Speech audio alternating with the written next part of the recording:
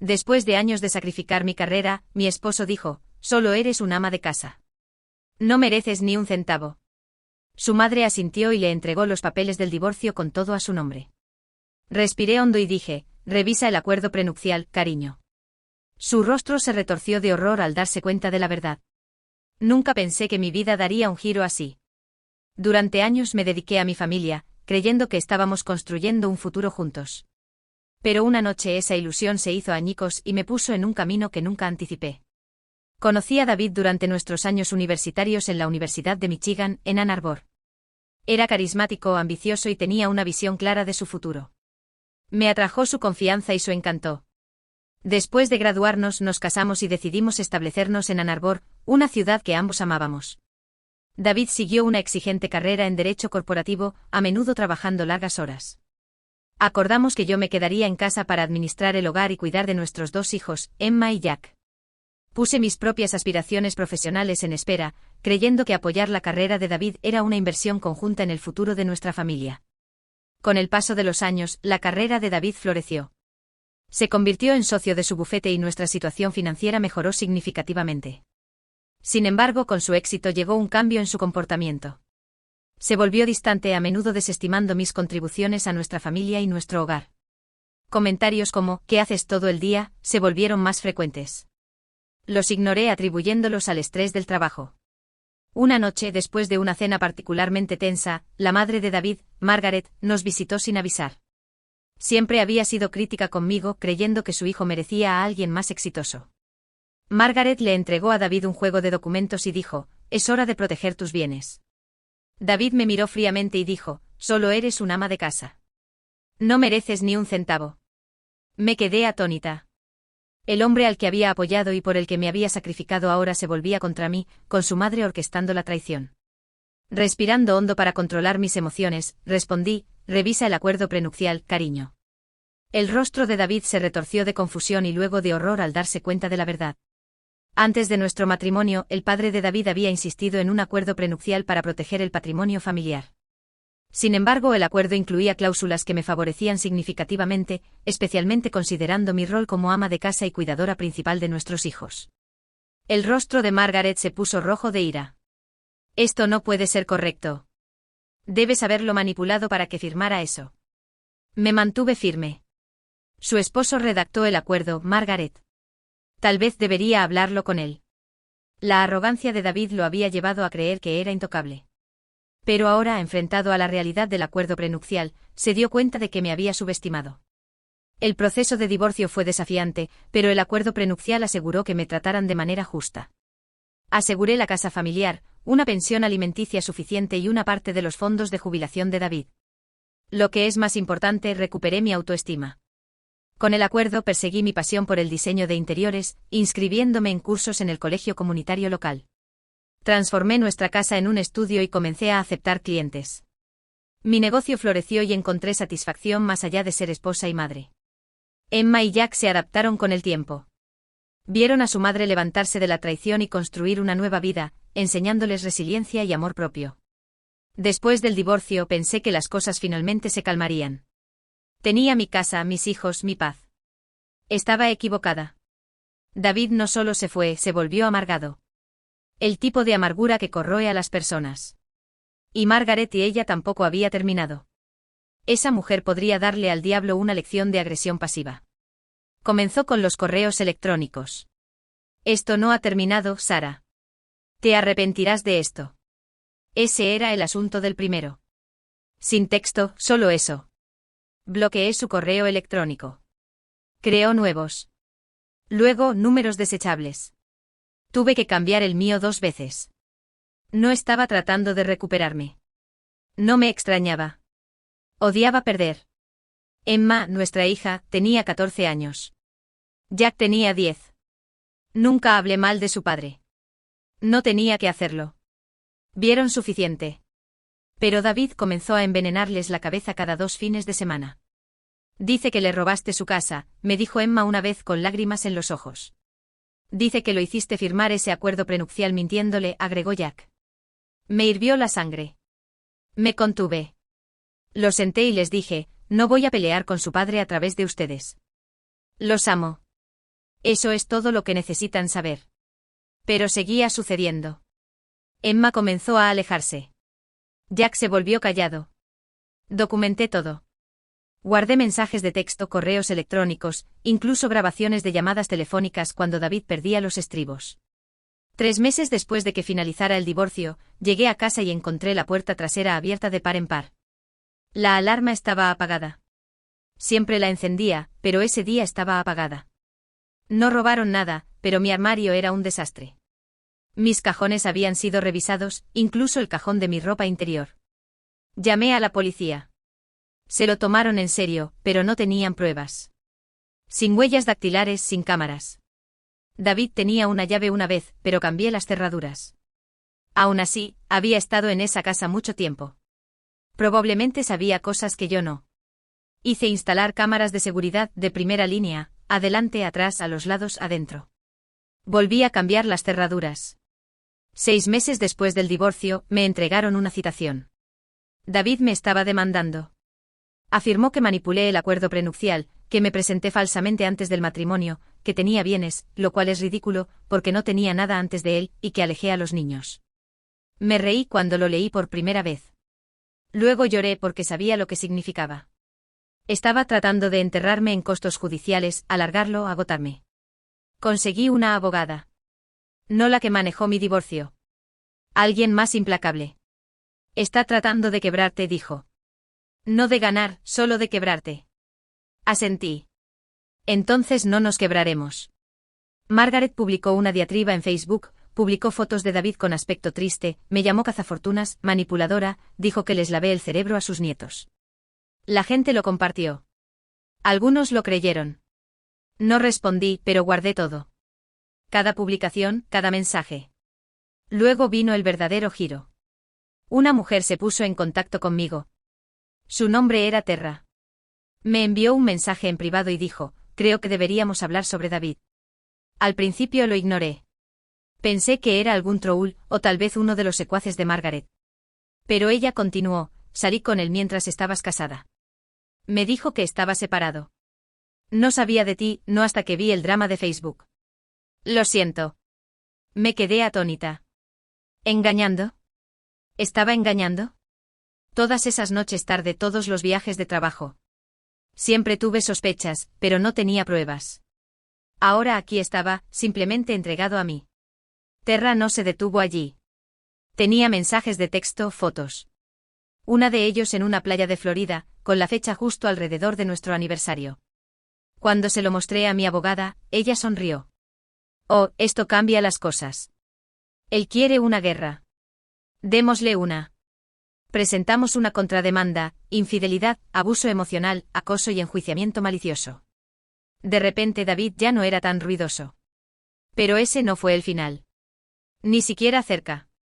Porque el siguiente giro, ese casi me quebró. Unas semanas después de que Terra se presentara, recibí una llamada de mi abogada. Sara, esto no te va a gustar. Se me encogió el estómago. Hay otra mujer. Su nombre es Amber. Acaba de presentar una demanda de paternidad. Me quedé helada. ¿Paternidad? ¿Cómo? Sí. Afirma que David es el padre de su hijo. El niño tiene 3 años. No pude hablar. ¿3 años? Eso significaba que la aventura comenzó mientras aún estábamos casados. El nombre de Amber no surgió durante el divorcio. David lo había ocultado bien. Ella solo se había presentado ahora porque él dejó de apoyarla financieramente. Necesitaba manutención infantil. Esto ya no era solo una infidelidad. Era una doble vida. Tenía una segunda familia, o al menos el comienzo de una. Me senté en mi cocina y miré la pared. Mi teléfono vibró. Era Emma. Me preguntaba si podía ir a una pijamada. Inocente normal. Mientras tanto, su padre estaba por ahí teniendo bebés con mujeres que pensaban que era soltero. Terra me envió un mensaje de nuevo. Dijo, ¿hay algo más? No sabía si debía decírtelo. La llamé. Hablamos durante 2 horas. Me dijo que David solía burlarse de mí, me llamaba a la criada, la niñera. Le dijo que lo atrapé con hijos. Pero la peor parte, él le mostró fotos. Fotos personales de nuestra vida, de nuestra habitación. Me violó de una manera que no podía explicar. Me sentí enferma. Mis manos temblaron durante horas después. Mi abogada agregó angustia emocional a nuestra contrademanda. Pensarías que una madre se avergonzaría. No, Margaret. Publicó fotos del nuevo bebé y dijo, una hermosa bendición de una situación complicada. Como si esto fuera un milagro en lugar de las consecuencias de las mentiras de su hijo. Luego intentó contactar a Emma a través de Instagram. Le envió un mensaje diciendo, ahora tienes una hermanita. No te enojes con papá. Casi rompo el teléfono por la mitad. Volví a llamar a mi abogada.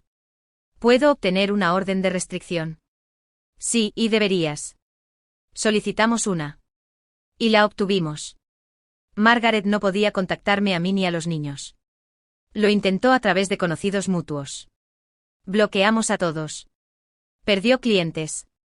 Su reputación se vio afectada. Resulta que a los abogados no les gusta trabajar con tipos que mienten bajo juramento y tienen familias secretas. Terra testificó. Amber testificó. Luego, de la nada, su propio bufete lo despidió. Me enteré a través de un amigo que trabajaba allí. David está fuera. Vació su oficina en una noche. Sin despedidas. Ojalá pudiera decir que me sentí satisfecha. Pero, sinceramente, me sentí insensible. Era como ver arder una casa en la que solías vivir.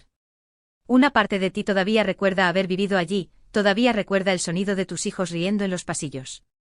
No la quieres de vuelta, pero aún duele. Intenté mantener a los niños al margen, pero Emma encontró un artículo en línea sobre el caso judicial, sobre el otro bebé. No salió de su habitación durante 2 días. Cuando finalmente lo hizo, me miró y dijo, nunca más le volveré a hablar. Y lo decía en serio. Jack no entendía completamente, pero podía sentir el cambio. Me preguntó, ¿papá mintió mucho? Asentí. Sí, cariño, lo hizo. David apareció sin avisar en mi casa. Mis cámaras de seguridad lo captaron caminando afuera, luego llamando. No respondí. Empezó a gritar. Perdí todo. ¿Estás feliz ahora?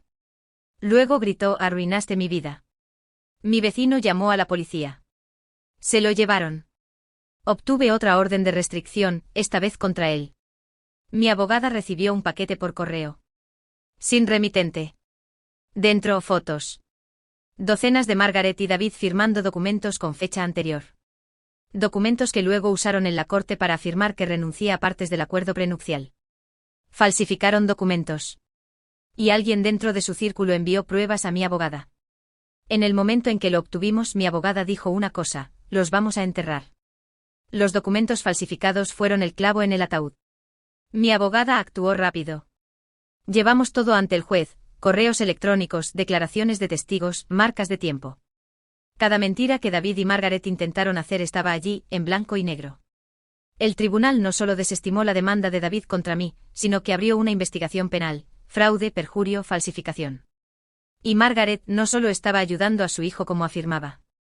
Estaba firmando documentos ilegales. Eso significaba conspiración. No esperaba que llegara tan lejos. Pero lo hizo. Ambos fueron acusados formalmente. Cuando el departamento del alguacil se presentó en su condominio, ya estaba borracho. La noticia se difundió rápidamente.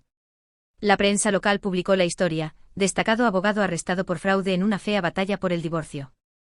Los comentarios fueron brutales. Perdió su posición en el club de campo. Su pequeño grupo de bridge la abandonó. Su iglesia básicamente la rechazó una vez que salió a la luz la verdad. Resulta que a la gente no le gusta una abuela que ayuda a su hijo a destruir a la madre de sus hijos. Tuvo que vender su casa para pagar los honorarios legales. Terra se comunicó de nuevo. Dijo, pensé que lo amaba. Ahora me siento enferma. Me envió más mensajes de David, oscuros, manipuladores, cosas que había guardado pero que tenía miedo de compartir antes. Amber mantuvo las cosas más en privado, pero me agradeció por defenderme. Si no te hubieras defendido, dijo, se habría salido con la suya con todo.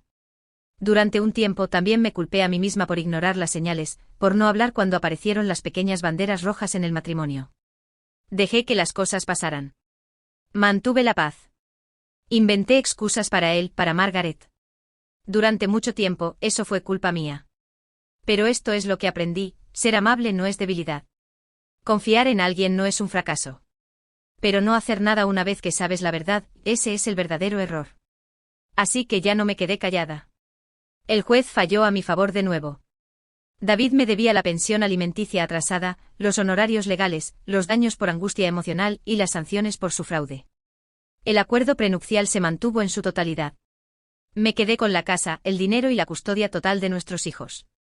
Él obtuvo visitas supervisadas por ahora. Margaret fue multada, sus bienes congelados mientras los tribunales se ocupaban de su papel en el fraude. Escribí una carta, una pública. La publiqué en línea. Se volvió viral. No di nombres. No tenía que hacerlo. Pero conté mi historia. Cada mentira, cada traición, cada momento oscuro.